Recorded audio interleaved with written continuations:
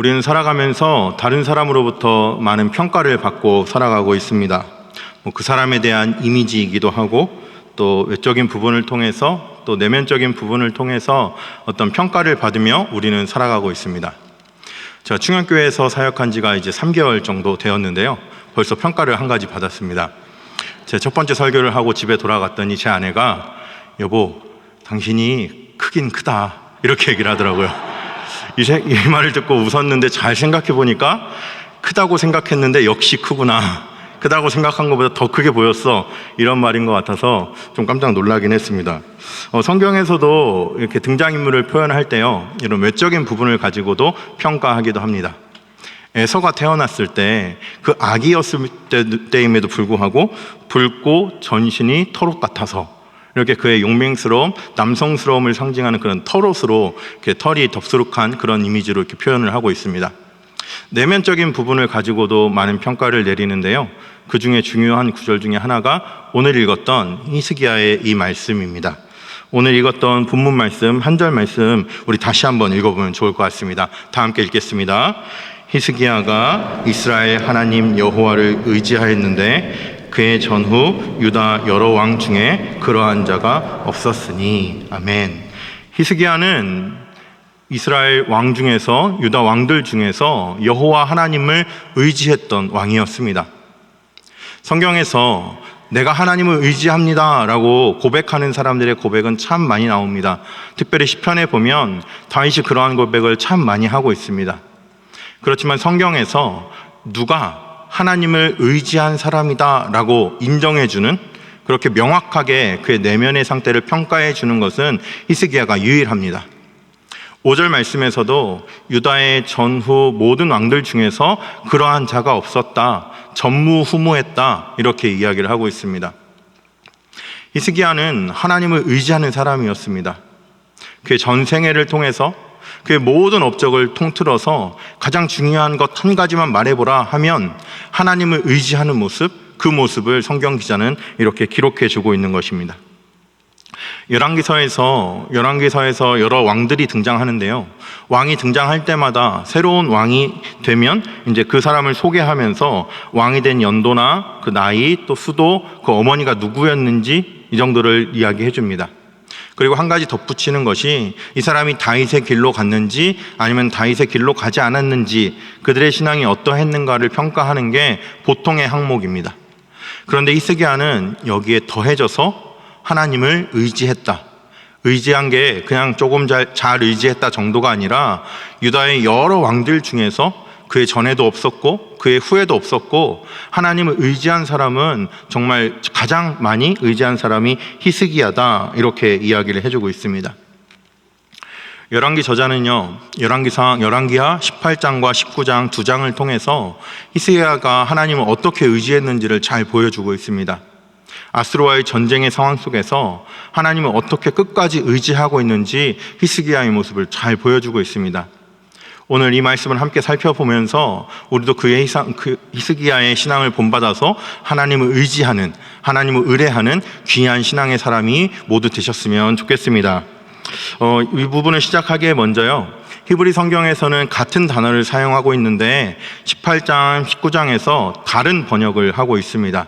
먼저는 의지하다 이렇게 번역하기도 하고요, 또 때로는 의뢰하다라고 번역하기도 합니다. 또 때로는 믿는다라고 표현하기도 합니다. 다 같은 표현이고 우리말로도 그 의미가 다 상통하는 말들이지만요, 그 중에서 의뢰하다가 가장 좋은 번역인 것 같아요. 의지하다와 신뢰하다가 합쳐진 의뢰하다가 가장 좋은 번역인 것 같습니다. 이 의뢰하다라는 단어는 원래 전쟁의 용어입니다. 성벽을 지키는 군사가 적군이 쳐들어온다는 소식을 들었을 때 그 마음이 어떨까요? 긴장되기도 하고 두렵기도 하고 떨리기도 하고. 그런데 마침 이 전쟁이 일어나기 전에 성벽을 아주 튼튼하게 보수하고 잘 견고하게 이렇게 다듬어 놨다고 생각해 봅시다. 그러면 그 성벽 뒤에 서 있을 때의 마음은 어떨까요? 그 두려움이 있으면서 떨림이 있으면서 또 동시에 우리 성벽이 너무 튼튼하니까 내가 여기에 있으면 안전하겠구나라는 그 안도감이, 그 어울릴 수 없는 두 마음이 함께 존재할 것입니다. 이 의뢰하다라는 단어가 바로 이것입니다. 우리가 신앙생활을 하면서 어떠한 어려움이 닥쳤을 때 그것들이 두렵지 않은 게 아니에요. 우리 마음 가운데 두려움이 있습니다. 떨림이 있습니다. 그렇지만 동시에 하나님을 의뢰할 때 우리 마음 가운데 안정감도 있습니다. 히스기야는 이 전쟁의 상황에서 이것을 잘 보여주고 있습니다. 특별히 성경 기자는 히스기야가 정말 하나님을 의지해서, 정말 하나님을 의뢰해서 이 전쟁에서 승리할 것인가를 한번 잘 관심 있게 봐라, 이런 마음으로 성경을 기록해 놓았습니다. 9절 한번 보시기 바랍니다. 18장 9절 말씀이 이렇게 되어 있습니다. 히스기야 왕 제4년 곧 이스라엘의 왕 엘라의 아들 호세아 제7년에 아수르의 왕 살마네셀이 사마리아로 올라와서 에워쌌더라. 지금 이거는 히스기야의 이야기가 아니라 북이스라엘 호세아 왕의 이야기입니다. 히스기야가 살았던 시대에는 아수르가 큰 힘을 얻어서 자기의 영토를 확장하고 있었습니다. 주변국들을 침략해서 모든 지역들을 다 점령하고 있었습니다. 그래서 북이스라엘도 아수르가 멸망시켰습니다. 그 멸망당할 때의 왕이 호세아였습니다. 호세아가 죽었음에도 불구하고, 멸망당했음에도 불구하고 히스기야의 이야기를 시작하면서 호세아가 아수르에게 멸망당했던 사건을 다시 한번 꺼내면서 그 표현을 그대로 히스기야에게로 옮겨오고 있습니다. 13절 말씀 한번 보시기 바랍니다. 히스기야 왕 제14년에 아수르의 왕 사네립이 올라와서 유다 모든 견고한 성읍들을 쳐서 점령하매, 9절과 13절이 그 패턴이 아주 동일합니다. 아수르가 북이스라엘 쳐들어와서 사마리아, 아수르의 북이스라엘 수도였던 사마리아를 에워싸고 전쟁하고 있는 그 모습, 그 가운데 호세아 왕은 하나님을 의지하지 않고 이 나라 저 나라 기웃거리다 멸망당했습니다. 이제는 히스기야 차례입니다. 히스기야가 통치하고 있는 남유다에 아수르가 쳐들어왔습니다. 그를 둘러싸고 있습니다. 그럼 히스기야는 아수르와의 전쟁 가운데 승리할 것인가, 아니면 호세아처럼 패배할 것인가? 이것에 관심을 갖고 성경을 읽어라 하는 마음으로 열왕기의 저자는 이렇게 기록을 해놓고 있습니다. 아수르 왕이 쳐들어와서 아수르 왕을 대신한 신하 3명을 보냅니다. 다르단, 랍사리스, 랍사게라는 3명의 신하를 보내고요. 유다 왕 히스기야도 역시 3명의 신하를 내보냅니다. 엘리야김, 셈나, 요나. 그래서 이 전쟁은 이 군사들, 특별히 이 장수들, 이 3명의 사람들을 통하여서 이 전쟁이 이루어지는 것들을 볼 수가 있습니다. 아수르 왕의 신하였던 랍사게가 그들을 향해서 이렇게 말합니다. 19절, 20절 말씀 우리 같이 한번 읽어보면 좋겠습니다. 함께 읽겠습니다. 랍사게가 그들에게 이르되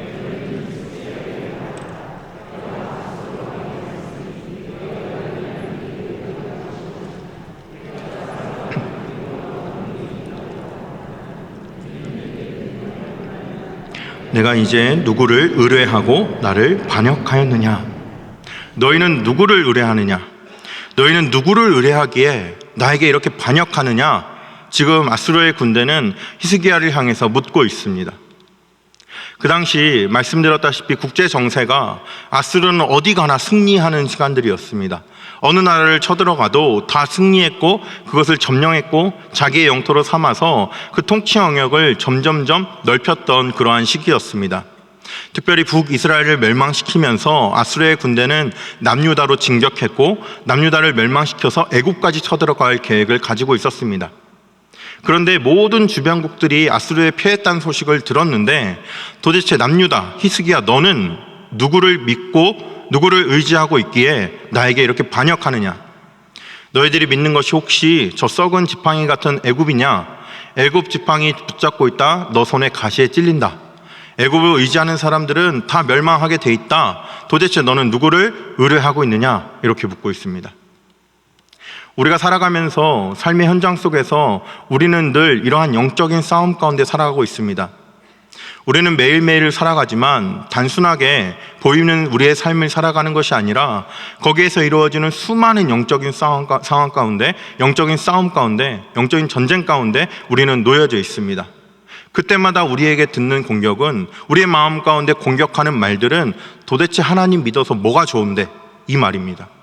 도대체 이 세상을 살아가면서 그렇게 살아가면 어떡할래? 라는 말이 우리가 삶을 살아가면서 우리가 겪게 되는, 우리가 듣게 되는 세상의 공격들입니다. 여기에서 히스기야의 신하들은 흔들리지 않았습니다. 히스기야도 흔들리지 않았습니다. 아수르의 군대의 공격이 이 히스기야에게, 남유다에게 별로 소용이 없었습니다.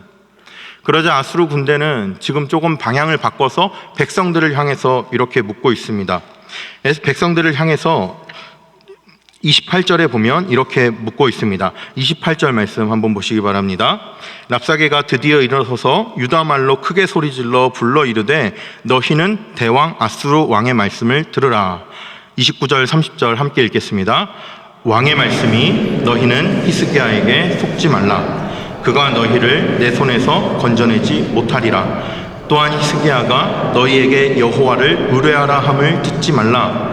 그가 이르기를 여호와께서 반드시 우리를 건지실지라 이 성읍이 아수르의 왕의 손에 함락되지 아니하게 하시리라 할지라도 31절에 너희는 히스기야의 말을 듣지 말라. 지금 백성들을 향하여서 너희는 히스기야의 말을 듣지 말라. 히스기야의 어떤 말을 듣지 않아야 되냐면 하나님을 의뢰하라는 그 말을 듣지 말아라. 그 말을 들어서 너희들이 살아남을 수가 없다. 지금 이렇게 이야기를 하고 있습니다.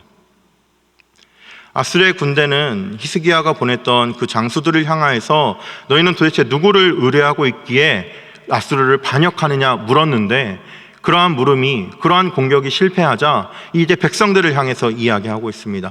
너희가 도대체 누구를 의뢰하고 있느냐? 여기에서 한 걸음 더 나가서 하나님을 의뢰하라 했던 그 히스기야의 말을 듣지 말아라. 지금 내 말을 듣고 항복하면, 우리 아수르에 굴복하면 너희들이 살아가는 그 땅보다 훨씬 더 기름진 땅을 내가 주겠다. 그 땅에서 나타나게 되는 모든 소출을 너희들이 먹고 살 수 있게 해주겠다. 지금 살아가는 그 환경보다 더 평안한, 더 풍요로운 그러한 환경들을 내가 만들어주겠다. 지금 백성들을 향해서 회유하면서 이렇게 공격하고 있는 것입니다. 우리 삶에서 겪는 모든 문제가 이렇지 않습니까? 한 가지 어려움이 끝나면 다음 어려움이 찾아옵니다. 다음 어려움이 찾아와서는 하나님을 믿었을 때 한 번은 잘 됐지만 이번은 쉽지 않을 거다. 하나님을 안 믿고 신앙적이지 않은 어떠한 선택을 통해서 더 편안하게 살 수 있는데 왜 그렇게 하느냐? 이 선택을 한 번 해서 편안하게 사는 게 낫지. 이러한 마음을 우리에게 줌으로써 우리를 늘 공격하는 삶의 현실 속에 우리는 살아가고 있습니다. 이 얘기를 들었을 때 이스라엘 백성들은, 남유다 백성들은 전혀 요동하지 않았습니다. 왜냐하면 히스기야가 그들에게 대답하지 말라 이미 말을 해놨고, 히스기야의 신앙이, 히스기야가 하나님을 의지하고 있는 그 신앙이 백성들에게까지 영향을 미쳐서 백성들 또한 아수르의 말보다는 히스기야의 말, 하나님을 의지하지 말라는 아수르의 말보다는 하나님을 끝까지 의뢰해야 된다는 히스기야의 말을 듣고 거뜬히 버티고 있는, 거뜬히 견뎌내고 있는 그러한 상황입니다. 히스기야는 이러한 상황을 놓고 기도했습니다. 이사야의 선지자를 통해서 하나님의 뜻을 구하기도 했습니다. 그런데 기도해도 이러한 전쟁의 상황이 끝나지 않았습니다. 오히려 앞에 두 차례의 공격보다 훨씬 더 강력한 공격이 히스기야에게 찾아오고 있습니다. 한 장을 넘기셔서 열왕기하 19장 9절 말씀 한번 보도록 하겠습니다. 19장 9절 말씀이 이렇게 되어 있습니다. 아수르 왕은 구스왕 다르아가가 당신과 싸우고자 나왔다 함을 듣고 다시 히스기야에게 사자를 보내며 이르되, 10절 함께 읽겠습니다. 너희는 유다의 왕 히스기야에게 이같이 말하여 이르기를, 내가 믿는 내 하나님이 예루살렘 아수르 왕의 손에 넘기지 아니하겠다 하는 말에 속지 말아라. 내가 믿는 내 하나님, 내가 의뢰하는 너의 하나님께서 이 예루살렘을 아수르의 손에 넘기지 않겠다 하는 그 말을 믿지 말아라. 하나님이, 너가 의뢰하는 그 하나님이 하시는 그 약속을 믿지 말아라. 하나님은 거짓말하시는 것이다. 이렇게 이야기를 하고 있습니다. 그러면서 심지어 아수르가 유다 군대를 쳐들어온 것이 다 하나님의 뜻대로 했는데, 너가 지금 하나님의 뜻을 잘못 알고 지금 하나님 앞에 하나님을 의뢰한다 하고 버티고 있는 거다. 너는 그렇게 하지 말아라. 지금 하나님을 향해서도 거짓말하는 하나님으로 만들어버리고 있습니다. 히스기야는 이런 상황 속에서 흔들리지 않습니다. 끝까지 하나님께 의지하며 하나님께 기도하며 그의 신앙을 지키며 그의 나라를 통치하고 있습니다. 이 전쟁이 어떻게 끝난지를 자세히는 묘사하지 않습니다. 그러나 아수르의 공격이 실패했고 아수르는 자신의 나라로 돌아갑니다. 그리고 나서 하나님의 심판이 아수르에 임하는 모습을 분명하게 보여주고 있습니다. 이 구절들이 참 은혜가 됩니다. 우리 같이 한번 36절, 37절 읽어보도록 하겠습니다. 아수르 왕 사네립이 떠나 돌아가서 니느웨에 거주하더니 그가 그의 신 니스록의 신전에서 경배할 때에 아드람멜렉과 사라셀이 그를 칼로 쳐 죽이고 아라랏 땅으로 그들이 도망하매 그 아들 에사라돈이 대신하여 왕이 되니라. 아멘. 여기에서 하나님의 역사를 읽으셔야 합니다. 지금 아수르 왕이 죽임을 당했습니다. 심판을 당했습니다. 그런데 어디에서 언제 심판을 당했는지가 매우 중요합니다. 지금 어디에서 심판을 당했습니까? 그의 신 니스록의 신전에서. 언제 심판을 당했습니까? 그의 신을 경배할 때. 아수르 왕은 남유다를 쳐들어와서 히스기야에게 너가 의뢰하는 그 의뢰가 무엇이냐? 도대체 누구를 의뢰하고 있기에 우리에게 반역하느냐? 히스기야의 말을 듣지 말고 아수르 왕의 말을 들어라. 하나님이 너를 지키시겠다 하는 그 말을 듣지 말고 아수르 왕의 보호 안에 들어와라. 하나님을 믿지 말아라 이야기했는데, 아수르 왕은 자신이 의뢰하던 자신의 신의 신전에서 자신이 의뢰하던 자신의 신에게 경배를 드릴 때 죽임을 당했습니다. 하나님께서 그 모든 것들을 보시면서 아수르 왕을 그렇게 심판하신 것입니다. 하나님께서는 히스기야 왕의 그 어려움을 다 돌보셨습니다. 처음부터 끝까지 그와 함께 하시면서 그의 마음을 지키셨고 그의 생각을 지키셨고 히스기야뿐만 아니라 남유다의 모든 백성들의 마음과 생각을 지키셔서 그 대국, 당시의 국제정세로는 감히 상대할 수 없는 그 대국인 아수르와의 모든 전쟁 가운데서 하나님을 끝까지 믿고 하나님을 끝까지 의뢰할 때 승리하는 놀라운 은혜를 하나님께서 베풀어 주신 것입니다. 그것도 아수르가 의뢰했던 그 신 앞에서. 이름으로써 히스기야가 기도했을 때 온 천하에 하나님이 한 분이심을 알게 되게 하옵소서 했던 그 기도가 지금 아수르를 심판하는 이 모습을 통해서 이루어진 것입니다. 이것은 우리의 삶에서 겪는 모든 문제와 맞닿아 있습니다. 앞서 계속 설명드렸듯이 우리는 이 세상 가운데 살아가면서 하나님 믿는 것만으로 충분하지 않다는 이야기를 늘 듣고 살고 있습니다. 도대체 왜 하나님을 믿고 그 고생을 하느냐고 우리를 계속 공격하면서 우리의 신앙을 흔들어 놓으려고 하고 있습니다. 우리가 어떤 한 가지의 신앙의 어떤 고난들을 이겨내고 나면 그것으로 끝나면 좋지만 다음 고난이 찾아와서 또 다음 고난이 찾아와서 심지어 내가 이겨낸 그 고난보다 훨씬 더 강한 고난이 찾아와서 우리의 신앙을 흔들려 하고 있습니다. 그럴 때 우리에게는 히스기야와 같은 이렇게 끝까지 하나님을 의뢰하는 이러한 모습이 우리에게 필요할 것입니다. 우리의 신앙이 하나님을 끝까지 의지해서 히스기야가 하나님을 의지하는 그 모습이 우리의 하나님께서 히스기야를 인정하시고 유다의 전후 왕들에게 그러한 모습이 없었다 말했던 것처럼 참 충영교회 성도들을 보았을 때 하나님을 의지하는 그 신앙이, 하나님을 의뢰하는 그 신앙이 이 한국교회 내에서 어디서도 찾아볼 수 없을 만큼 아주 좋은 신앙을 가졌다고 하나님으로부터 좋은 평가를 받는 우리 모두의 신앙이 되었으면 좋겠습니다. 이것은 우리가 겪고 있는 삶의 문제에서만 일어나는 것이 아닙니다. 우리 구원에 있어서도 이러한 신앙을 가질 때 우리가 하나님 앞에서 구원받을 수 있는 것입니다. 이 세상에서는 하나님이 없다고, 이 세상은 죽음으로 모든 것이 끝난다고 계속해서 이야기를 하고 있습니다. 그렇지만 우리는 그 죽음 이후의 세계를 믿고 죽음 이후의 세계에 하나님 나라에서 영원토록 하나님과 함께 살아가기 위해서 우리는 끝까지 예수님을 잘 믿어야 된다는 것을 잘 알고 있습니다. 하지만 이 세상을 살아갈 때 참 어렵습니다. 예수님 믿는 것을 드러내고 살아가는 것이 참 어렵습니다. 특별히 우리 청년들이 살아가는 삶의 현장이 그렇습니다. 과거에는 한 학교에서 기독교 동아리들이 참 많았습니다. 그런데 이제는 종교의 어떤 평등을 이야기하면서 종교의 자유를 이야기하면서 마음껏 기독교 동아리들의 활동들을 막아서고 있습니다. 심지어 최근에 문제가 되고 있는 그러한 이단들의 활동이 너무도 많아서 기독교 색채가 띄는 동아리들은 아예 가입을 안 해야겠다라는 것들이 대학생들의 움직임 속에 나타나고 있습니다. 조금 더 낮춰서 중고등학교, 초등학교에 가면 한 반에서 60, 70%가 교회를 다녔었는데 부모님이 교회를 다니지 않더라도 60, 70%가 다 교회를 가본 경험들이 있었는데 요즘에는 한 반에 2명, 3명밖에 없습니다.